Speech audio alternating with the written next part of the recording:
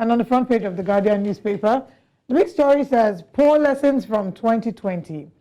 Endless wait for palliatives in states amid accountability deficits. I think this is something that we foresaw with the COVID and the palliative drama that ensued in 2020. The moment, excuse me, the moment Nigerians heard palliatives again, all our alarm bells or alarms went off. Everybody says saying palliatives again. So, of course, there's an endless wait going on here, and there is an accountability deficit. The big story, pages 4 and 5 have the details. Atiku Obi rejects PEPC ruling, head for Supreme Court. Nigeria needs prayers to end insecurity, says Defense Minister. I don't understand. Osagi, they say Nigeria needs prayers. The Defense Minister is telling us that Nigeria needs prayers to end insecurity. Yeah. First sign to, almost already. That already makes me concerned. Yeah. If you're not giving us a specific plan. I mean, he did mention at the NBA conference that they were buying a number of modern equipment, and once they bought this modern equipment, it's an end to insecurity. Yeah. I don't particularly feel very confident in that. That doesn't seem like a strategy to me, but I'm not a security expert, so I don't expect him to come and share his security plan. But when you are saying things like that, once we buy this modern equipment, and then once we pray, to bring an end to insecurity, makes me feel like, are you sure that you're the right fit for the job? I mean, so it doesn't, like you said, it doesn't reduce, the other aspects of, security, strategy and, infrastructure that needs to be put in place. But I think, Nigerians are tired of hearing this over-reliance on prayers from people who have been put in place to actually do work, not pray. There are enough churches to do the prayers. There's enough mosques. There's enough traditional, worshippers to do, whatever type of prayers that Nigeria needs. And we also have the National Assembly to send prayers. Yeah, exactly. Well, there's that. But I mean, if you've been appointed, if you've been, asked to do a particular job as the head of an agency, ministry, department, or agency, don't be speaking to Nigerians about prayers. You weren't appointed to pray or to encourage Nigerians to pray. Do the work that you've been appointed for, and do a good job. That's what Nigerians would always say. Yeah. All right. Still looking at the front page of the newspaper, the Minister of the FCT is already at work. It's just unfortunate circumstances here. At the top of the paper, we have 30 killed in Abuja landslide, 19 kidnapped. Wike orders surveillance. Lagos Assembly rejects 2 commissioner nominees and confirms 15 others. This is a story that we took shortly.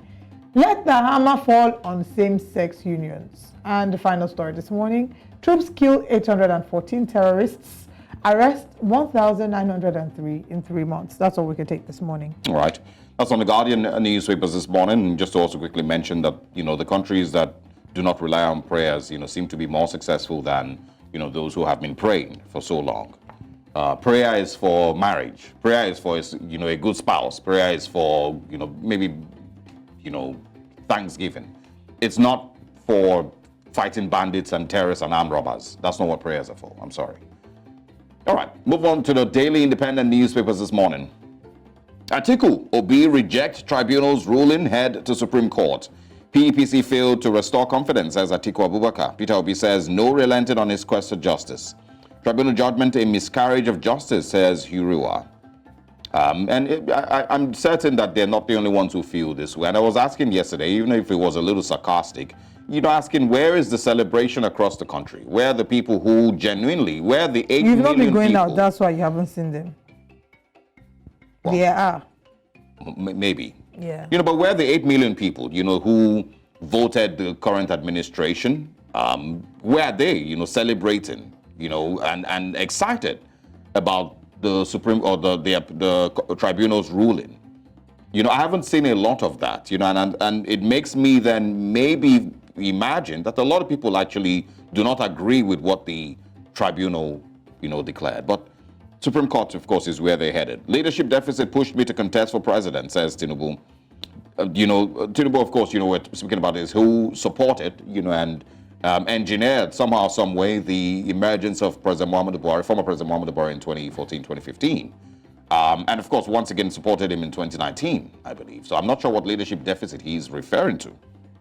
And of course, in the years where, President Buhari was in office, the current president, Bola Ahmed Tinubu, did not condemn or call, him out for the deficit in leadership that he's speaking about today. So once again, I'm not sure what leadership deficit is referring to. Troops kill 814 terrorists, arrest 1,326 criminals and 42 kidnappers. 120 billion naira debt. NCC, CBN settled disagreement between telcos and banks. Also on the Daily Independent this morning, APC asks Nigerians to join hands with Tinubu to confront governance challenges. Nigerians are fighting their own battles. The battles are mostly with, extremely high cost of living, high petrol prices, and, high inflation rates, and, a couple of other things. Once again, it will not be dependent on the Nigerians joining hands the same way that they ask them to tighten their belts, so that things can be better. The government needs to show that it really is, understands what is at stake and what needs to be done to make Nigeria better. Don't call on Nigerians. Do the work that you've been appointed for. Do the thing that you fought for, and got elected into office for. Right. Don't call Nigerians. All right. That'll be all the newspapers. I have just one or two others. Akeredolu returns from medical leave after 3 months. Yes, and of course, I'm sure that the Ondo State people are eager to have him back in office. He has been, of course, on medical leave outside Nigeria. Better now. Well, hopefully. Insecurity. Well, we need prayers to succeed, said Defense Minister. Also, kidnappers and bandits on the run in the southeast, says reps. Nigerian Customs takes action against defaulting dealer banks. These are the stories that we can take on the Daily Independent. All right, let's go to our final paper for this morning. And on the front page of the Punch newspaper, we can see the big story there, tribunal judgment, which is what everybody's talking about. And on the tribunal judgment, APC lampoons Atiku, Obi, opposition attacks INEC. Judgment devoid of justice, says ex-vice president. Obi, opposition planned Weavers hacking, APC insists. Petitioners' legal team storm court appeal for judgment certified true copy. Passengers stranded as foreign airlines delay and cancel flights at MMIA. Are you seeing the crowd at the airport? Yeah. It's a little alarming.